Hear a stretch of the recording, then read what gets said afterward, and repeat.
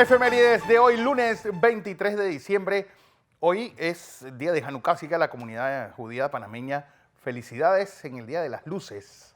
Una fiesta, bueno, de esas luces que cuando pues, los macabeos logran expulsar a los griegos, logran, pues, para celebrar, prenden las mesuzás y todavía poco aceite, pero el aceite duró una semana, por eso la fiesta duró una semana, y dan una especie de donut que son muy ricas, así que a las familias judías, pues, que se acuerdan de mí hoy, porque dan unas donas que son bastante, unos panqueques también. Los dos, se acuerdan de los dos. Bueno, hoy también es el Día Nacional de Japón. No olviden que esta es la dinastía más longeva de la historia. El imperio del crisantemo, del sol naciente, pues van por su emperador 217. Imagínense ustedes, pues casi la misma cantidad de papas, para que tengan una idea de lo que ha sido este país. Pues un país realmente que ha tenido una evolución interesante, sobre todo después de la segunda mitad del siglo XIX, cuando deciden abrirse al mundo nuevamente, deciden, bueno, vamos a estudiar a los mejores. Hacen una marina a la inglesa, un ejército a lo prusiano y mandan a su juventud a estudiar a diferentes lugares del mundo. Por eso ese impulso que tuvo Japón, pues también con esa cultura Bushido que los lleva pues a una guerra terrible, a dos guerras mundiales. Japón, no olvidemos que fue partícipe del bando aliado en la Primera Guerra Mundial y obviamente en el eje durante la Segunda. Bueno, la reconstrucción y lo que ha sido Japón después de esa...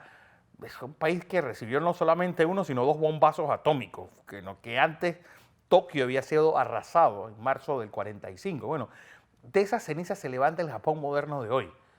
Yo creo que es un país que es ejemplo para el mundo de disciplina, de saber que cuando las cosas se hacen bien, pues logran los objetivos y sobre todo de una clase política que no anda con ningún tipo de problemas para decir renuncio, y si su abuelo se hacía el harakiri, él por lo menos se va para su casa, que ya eso es mucho decir. Así que a ese imperio japonés nuestras felicitaciones, a su colonia en Panamá y sobre todo nuestras relaciones que han sido tan cordiales en muchos aspectos, pues, y de la tecnología japonesa que en los 60 decía, no, eso se ha hecho en Japón. Bueno, hoy Japón es epítome de buenas y de cosas hechas pues con mucha tecnología y sobre todo pues con mucha garantía de un producto exitoso.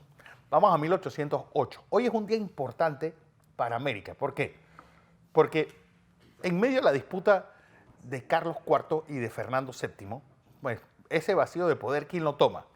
Pues en España entra José Bonaparte, un aficionado al pimpe, le da mucho al vino. Bueno, este accede al trono, siendo hermano de Napoleón Bonaparte.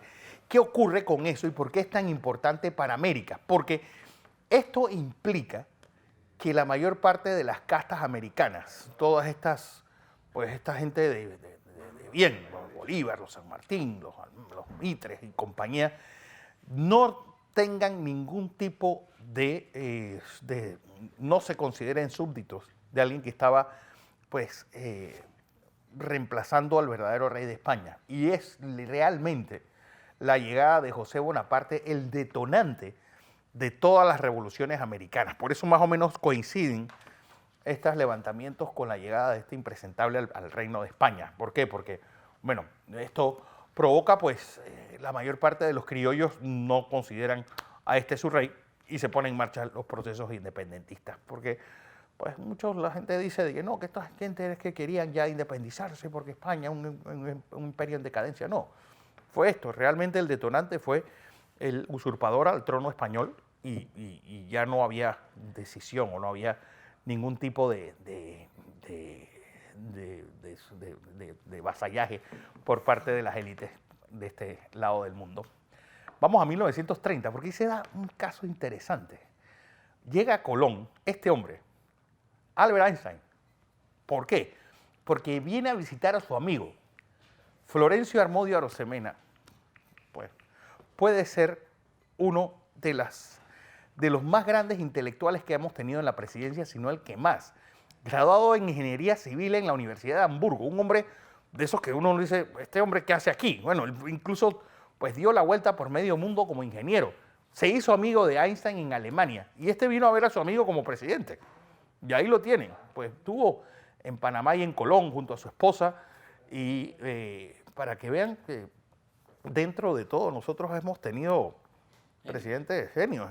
Bueno, este era un hombre que se puede decir que era un comodín de los Chiari, de Rodolfo Chiari, el que fue presidente, para que ya no había reelección, pues pone a este intelectual, este nerd, porque no existía la palabra, pero más o menos era así, y es por eso que se da ese golpe de Estado que 2 años después lo derroca, el día de Nochevieja de 1932. Vamos a 1941, porque vamos con otro hecho importante.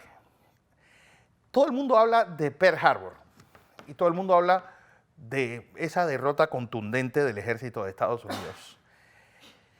Después de Pearl Harbor ocurre una segunda invasión en territorio americano y esto se da en la isla de Wake, una pequeña isla que para lo único que servía era para que la Pan American Airlines pues aterrizase sus aviones, que antes cuando iban a hacer el Transpacífico tenían que ir pues con hidroaviones saltando de isla en isla. Bueno, una de las estaciones de la Pan American era esta isla de Wake.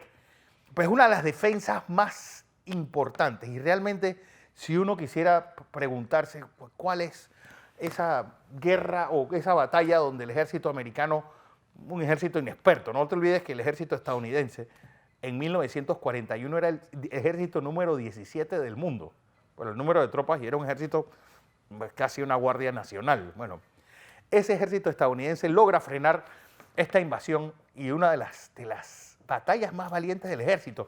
Y no olvidemos que estos muchachos que fueron capturados ahí, pues tuvieron 4 años y pico en cautiverio, terminaron pues presos en el norte de China. Imagínense ustedes por dónde se lo fueron llevando. Pues hay un libro interesantísimo sobre esa defensa, sobre un escritor Novak, que escribió también sobre la batalla de Okinawa, pues, y hace ese paralelismo entre estas dos grandes odiseas del ejército estadounidense.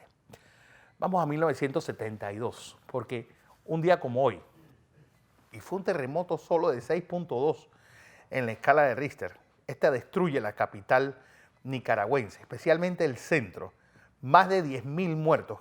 Luz María Noli me contó que cuando ella era reportera la mandaron a hacer, pues, a tomar imágenes de este desastre y el olor particular que había, como una especie de olor a carne quemada con, pues, que es un olor que me acuerdo que Luz María me decía, todavía lo tengo en la memoria.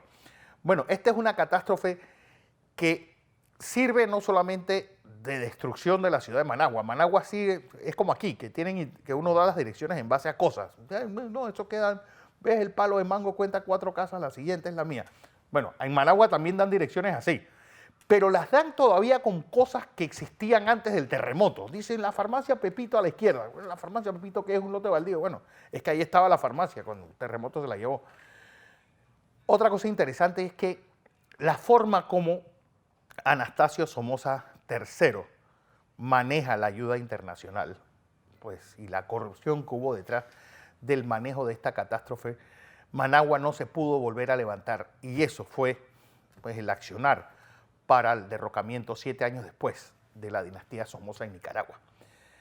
Mucha ayuda llegó de Panamá. Más adelante voy a comentarles porque dentro de este accidente, dentro de esta desgracia, ocurre un accidente con uno de los más grandes peloteros de nuestra historia, pues que va con ayuda a Nicaragua y su avión se estrella, don Roberto Clemente, pero eso es Marina de otro costal. Volvamos al presente.